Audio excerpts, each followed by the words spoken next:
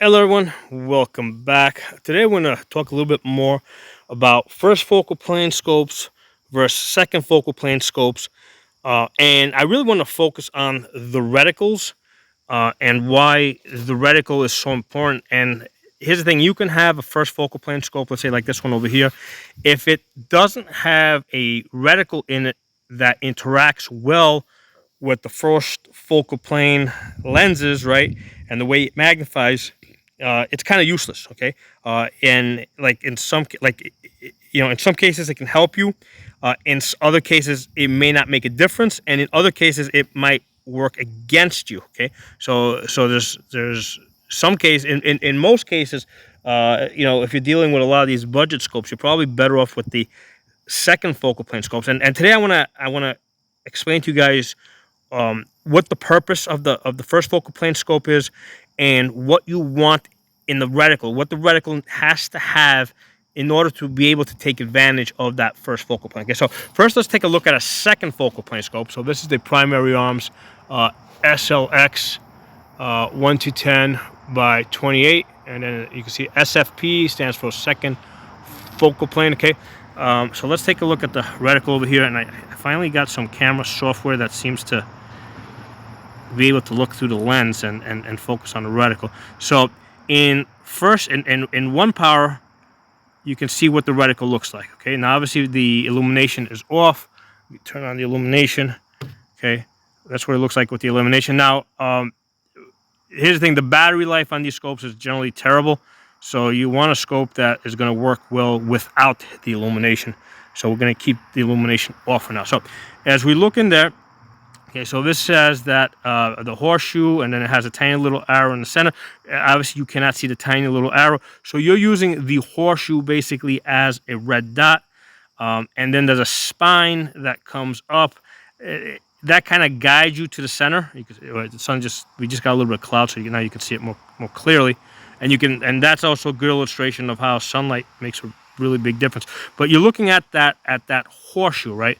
And the nice thing about this ACSS horseshoe is that it is pretty dark, so you can actually see the horseshoe. I had tried some other scopes, and what happened was the horseshoe was a little bit too wide, a little bit too thin, and I just couldn't see the darkness, because with an etched reticle, you need to see that dark circle in order to get it on target. Okay, so what I'm going to do now, this is one power. I'm going to focus in, right? So I'm going to dial this up. Let's dial it up to right there. It's at, I don't know, it's 4 power. So when I'm at 4 power, you can see that the reticle stays the same. Okay, and if I bring it up all the way to 10 power, all right, you can see again the reticle stays the same size. Okay, it's just that we're focusing on the rocks. Okay, so the reticle stays the same size in all magnifications. Now, if you look at this reticle, it has some ranging data on it, right? It's got the auto ranging over there on the man, so you can use those lines that come off from the sides. You can auto range off the height of a man on the sides, all right? Or you can auto range from the belt to the head, all right? And then below that, you basically down that spine, you've got a mill grid that you can use basically to measure and make mill measurements. Okay, so these are things that you want to have in a variable scope. If you're not going to have these things, you're better off with a red dot with a magnifier. Okay, let me go back down to 1 power. So those measurements on this scope, because it's second focal plane, have to be in max magnification in order for the measurements to work. Okay, like right now in 1 power, those measurements they haven't scaled down, right? So the measurements, like if you're going to try to auto range off the size of a man, none of that is going to work. Okay, the only thing that you can do is, like, for example, that spine that you can see coming up from the bottom, that can kind of guide us to the center. So this kind of functions like a German 1 reticle, right? So it kind of guides you up to the center. Okay, so in the second focal plane scope, the only thing that's accurate is the center of the reticle, right? So the chevron in the center, or the horseshoe around it, since it's proportionally around the center, that's accurate. So it maintains an accurate aiming point through all magnifications, but the mill measurements at the bottom, right, throughout the scope, and the range estimating and the bull drop, all that stuff is only accurate in 1 power. Okay, so and regardless what power you're in, this horseshoe is going to be exactly the same size. Okay, so I already said that a bunch of times now. So I want you guys to understand what the second focal plane is. So now that when we look at the first focal plane, you'll be able to pick up and understand the important differences. Okay, let me see. Hold on for a second. Let me move this. I just realized that this new software doesn't have a pause button, or if it does, I can't find it. I don't see it yet. So that's interesting. I'll have to look at that. So here, okay, so first of all, this is the primary arms PLX. Gotta back this up. PLX 1 to 8 by 24. This is a first focal plane scope. Okay, so this is a $1,500 scope. Okay, versus the one that we looked at over here, which is a $450 scope. Okay, so $450 there, $1,500 here. Let's see what we get for that extra money. What does this first focal plane scope do for us? Okay. So when we look in there, right now we're in 1 power. Okay, so when we look in there, what we see, okay, is basically a duplex reticle. Okay, it looks like a German 4. Okay, so you see those posts on the side where that kind of guides you to the center. You can't even see the ones on the right because it's in the shadow. Let me try and rotate this a little bit so maybe you can see them a little bit better that way.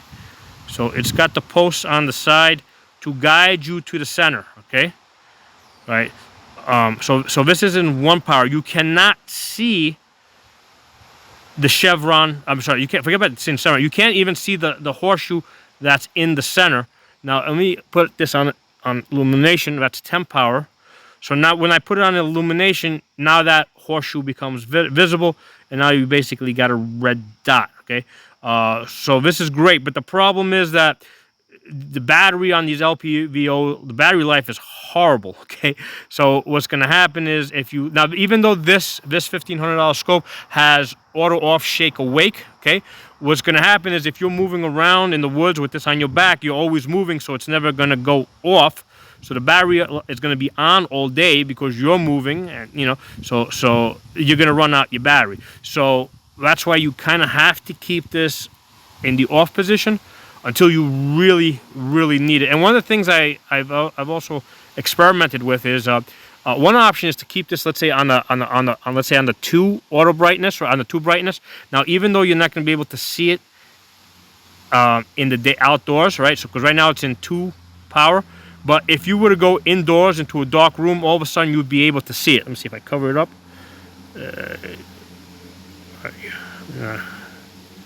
Where are you?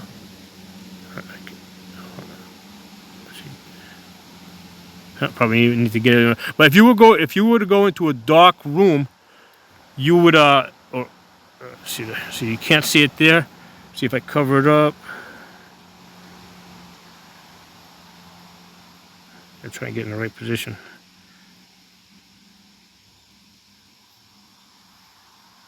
Yeah, I think it's just too bright outdoors here because it's picking up light from.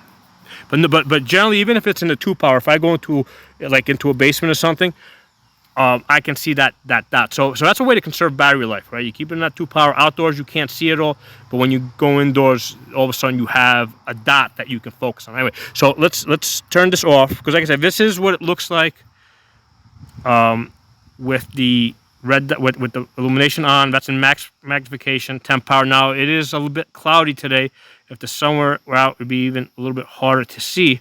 Let me turn this off because, like I said, we're going to be mostly working this. So once it's off, all you have is those posts on the outside to guide you to the center. And if those posts are like even in the shadow, like the one to the right is, you're not going to be able to see it at all. So let's talk about now what the first focal plane offers us. Okay, the first focal plane, as I zoom in, okay, I'm going to try and keep you guys in the camera while I do this.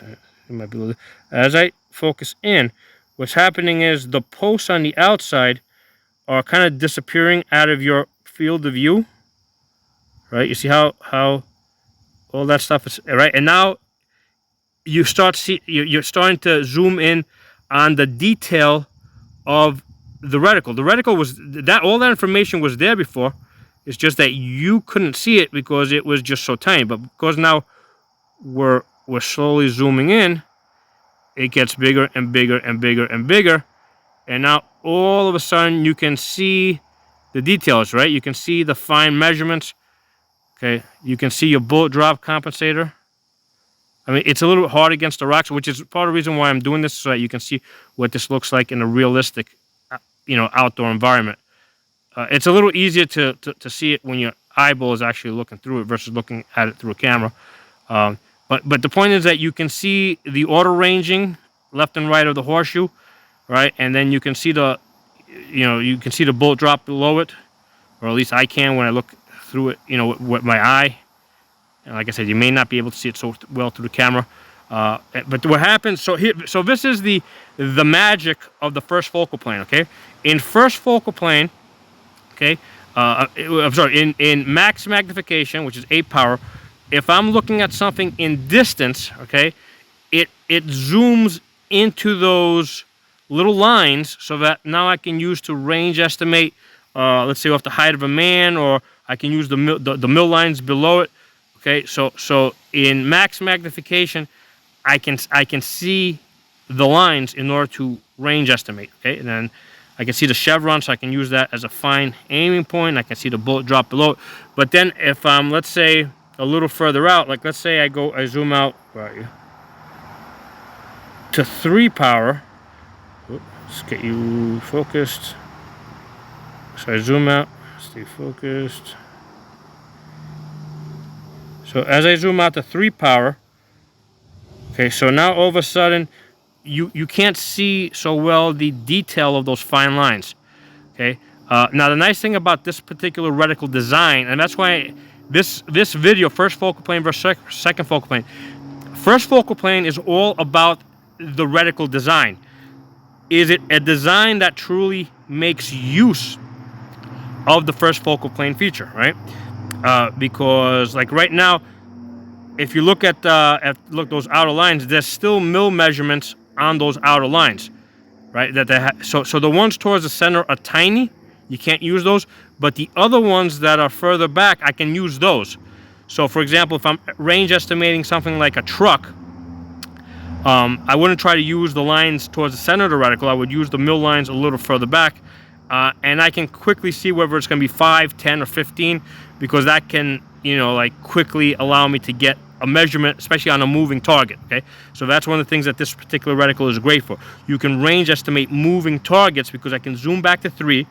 The mill lines are all true, right? So that's a benefit of this reticle that wasn't true in the second focal plane. Second focal plane, you had to be in max magnification, right? But if you're trying to track something like a truck or something, or a car that's moving, or a boat, or a jet skier or something, it's hard to do in max magnification. Here I can zoom back to 3, and I can range estimate, while something is actually moving. Okay, and I can even use it to lead targets to take a shot. Right, I've done separate videos on that. Okay, and then if I go, let's zoom back out further out.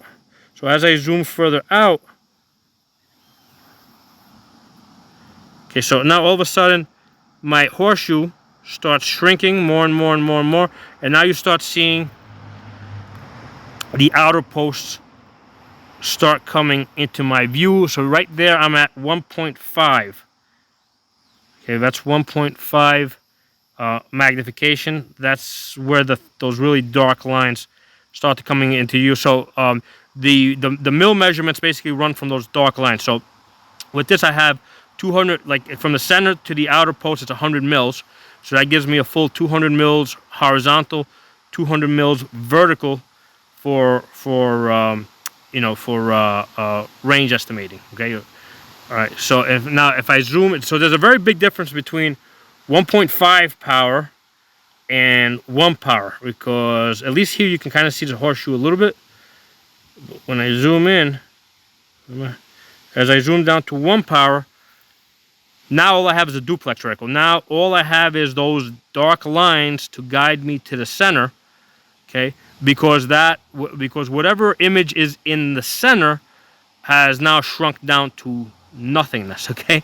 And the only way I can possibly see it on this particular scope, this is the Primary Arms M8 Raptor, the only way I can possibly see it is if I turn on the illumination, right? Where now that horseshoe kind of looks like a dot, like a red dot, okay? And even with like true like red dot scopes, like the dot alone, because that looks almost like a 3 MOA dot or 4 MOA dot. Usually with all my scopes that have red dots on them, I prefer the dot with the 65 MOA circle, because that 65 MOA circle really helps you get on target a lot faster, okay?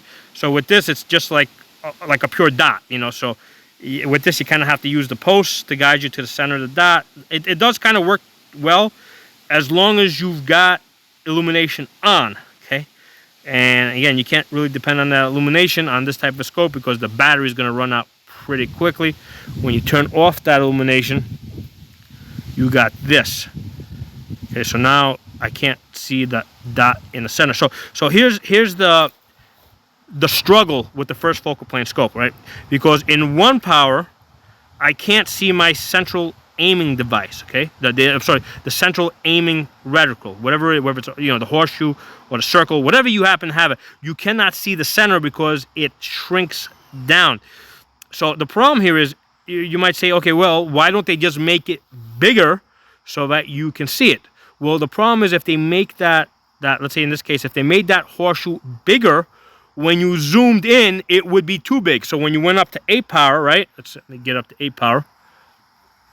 So if they made that horseshoe too big, when you're up in 8 power, all right, now it would be like, you know, it would be bigger. It would be like too far from the center to be useful, because right now I can use that, let's say, to lead a man, or you know, if he's running. The way this reticle is designed is that you put the man on the edge of the horseshoe, and then you pull your shot, and then basically he runs into it, you know, and by the time the bullet gets there, he's going to be where the central chevron is. Okay, so that's the problem with first focal plane. Okay, so this is really what this video is about. If this is really about the problem with first focal plane scopes and the challenge that needs to be resolved. Okay, the challenge that needs to be resolved is that you basically need you need different information in 1 power versus 8 power. Okay, so what's ideal here in 8 power, and this scope is really designed to be ideal in max magnification, right? All right, and then they figured out a way to kind of make it work for you so that when you're in 1 power, all right, and the center basically completely fades out, well, they kind of give you some stuff on the outer edge to guide you to the center. Okay, so this is the challenge with first focal plane scope, that you need something different in 1 power versus 8 power, and the thing that works best in 8 power is not going to work best in 1 power, and the thing that works best in 1 power is not going to work best in 8 power. That's the challenge. Now, this scope sort of deals with it with with the reticle being so big so that you can still see it when it's in 1 power, because I've had other scopes where it's like when you were in 1 power, you really had nothing to look at, right? There was like nothing there except this tiny dot that you couldn't even find. Okay, so this scope gives you something to look at in 1 power, and that's why this is a $1,500 scope, right? And then it gives you the illumination, but it gives it to you with you know, auto off, auto on.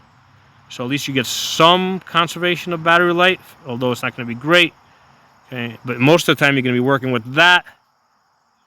Okay, so so that's the focus of this video. I wanted you guys to understand the drawbacks of first focal plane and the things that need to be worked around, and understand the reticle design. The reticle has to be designed in such a way, okay, that you got something to look at 1 power and you got something to look at 8 power, and that the different information that you will be receiving in those different magnifications will be useful to you. Okay, so I hope this video is it was useful to you guys. You know, and a lot of people have asked me questions between the two, and I thought this was sort of the best way to explain it, and it wasn't up until now that I had a camera software that could properly focus, and I could show you what I just showed you. Okay, so thanks for watching. Drop some comments below, and I'll talk to you all soon. All right, everyone, I'm going to show you guys how I've been basically working to try and resolve the first focal plane problem, okay? And the first focal plane problem being that when you're in 1 power, your aiming point has shrunk down to something that you cannot see, okay? So there's 2 ways I went about it. One is by using illumination. The other one is by trying to go up to like a 1.5 power. So first, let me show you the way I've been doing it. I already did a video last week. You might have seen that, but I'll show you guys again. By the way, this is the CV Life fast loop sling I've been working with. In the past, I worked with Brash, which was really fast. This one's a little bit thicker, so it's a little bit more comfortable, right? Fast loop, you can pull it down, cinch it down, put your thumb here, let it out. It is a little bit slower, okay? The material is thicker, so it is more comfortable to wear, but also the fact that the material is thicker slows it down, okay? So I did a review on that CV Life sling. So let's do this exercise.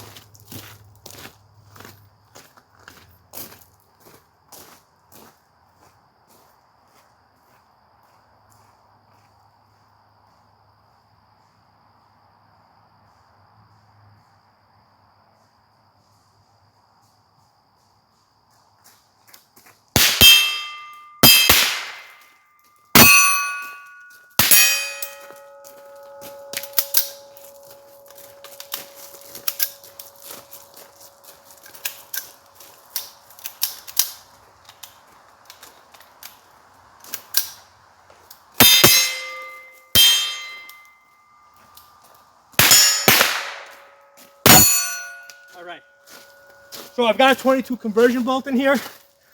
22s obviously are not the most reliable shit in the world, but they're actually very useful for this type of a training exercise because you're gonna get jams. A lot of times it's just because the 22 long rifle has a very soft casing, so a lot of times they just get bent even when you're putting them into the magazine. So that actually it's a good stress inducer because when you run out of when you get a jam, you got to unjam the gun. So again, so that's very helpful for being able to come up, get on target really fast. So I went about this. I did a very long video. I'm going to show you guys the full video. Probably I'll upload that in a few days. Today this is just basically a summary. Okay. I went through this without, in 1 power with no illumination. Again, because it's been shrunk down, because that center horseshoe has been shrunk down so much, very hard to find. So the best solution is the illumination, right? That's what I was just using now. I had it illuminated. I come up really fast. Now I'm out. But when you come up really fast, you're gonna find it right away, because it's when it's illuminated, even in 1 power, the horseshoe's bright and it's big enough you can see it. The problem with that is that you're gonna run out your battery. So the other thing I tried was horseshoe or illumination off, okay? And then what I did is I took the magnification adjustment and I tried that at 1.5 power, right? See how that's marked 1.5? They probably marked it on purpose because they intended it for you to try this. So in 1.5, what I found is that the horseshoe was big enough that I could actually see it. However, with the movement, I got completely discombobulated, right? So as you're moving, now it takes me like a second for my eye to adjust to the magnification, all right? Because you're looking at everything, you're seeing, a certain magnification, right? 1x, and then you come up, all right?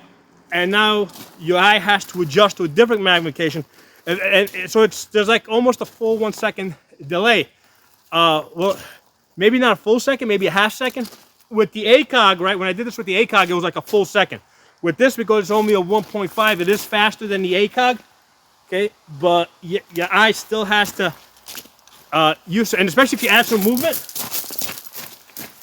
right? When you add some movement, that magnification becomes very disorienting. So I very quickly realized that that's not going to work. So for moving and shooting, go all the way down to 1 power. I mean, I did try like 1.1 or 1.2, just putting it up slightly. At 1.2, Like the discombobulation went away, but the magnified horseshoe wasn't enough that I could see that. Okay, so if I went up to like 1.3, a little bit more, like halfway between the 1 and the 1.5, I found that I was still getting discombobulated. Okay, so I really had to go down to like a 1.1, like just where the 1 is, just a tad bit over. Where that's the point of where it's like, okay, I'm not getting discombobulated, but there's really no magnification on the horseshoe, so I can't find it any easier. So without a doubt, just using the illumination is the best solution, but that comes with the limitation that your battery is going to run out.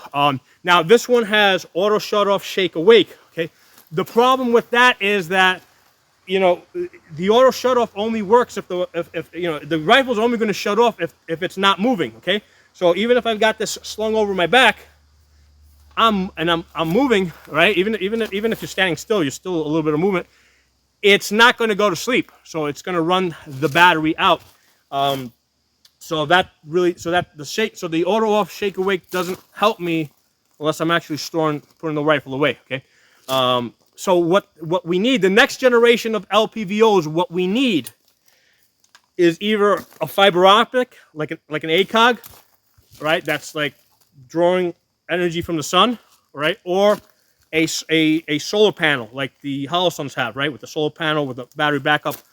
I'm thinking that the fiber optic idea would be great. I'm guessing that it's really hard to do on a variable, right, on an LPVO, because they would have done it. I'm sure they've thought about it. I'm sure they tried it.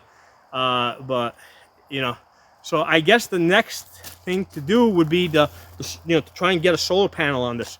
So that's probably what the next generation of these LPVOs is going to have, because I think pretty much everybody out there that has ever reviewed an LPVO pretty much has a problem with the battery life and has a problem with the brightness. Okay, everybody more or less has the same thing. It's not bright enough. It doesn't have enough battery life. So I am sure that the design, the people that design these things, I'm sure that they are like laser focused on trying to solve that problem. Okay, but as of like right now, going up a little bit in magnification to 1.5, that's not working for me. It just makes me dizzy. I can't find my targets. Etched reticle, like trying to use only etched reticle, that works great in the second focal plane. I explained that early in the video, because in second focal plane you can have a bigger horseshoe, because the horseshoe size is not going to be changing as you zoom up and down in magnification. With the first focal plane, which is what this is, the horseshoe has to be small enough so that when you zoom up to max magnification, it's not too big, right? So it has to be the right size when you're in max magnification. And then, so what they really do is they find the right size for max magnification. And then when they shrink down, when you go to 1 power, it shrinks down to whatever, right? And then you just got to deal with it, right? And, and how do you deal with it? Well, those posts on the side to guide you to the center it helps. Although with this reticle, I find that they're a little just too far out to really be helpful. They're just too far out. Maybe if they came in a little bit deeper, they might be more useful. But it's really the illumination, like for this type of shooting, the moving and shooting. It's either you're gonna use this in illumination and have spare batteries. And by the way, this one does have a spare battery. I think in the cap over here, in the battery cap, they do give you a spare battery. So you're gonna have to, if this is your thing and this is how you're gonna work with a first focal plane with this, something like this, you gotta have lots of extra batteries so you can change them, or just work in the second focal plane, right?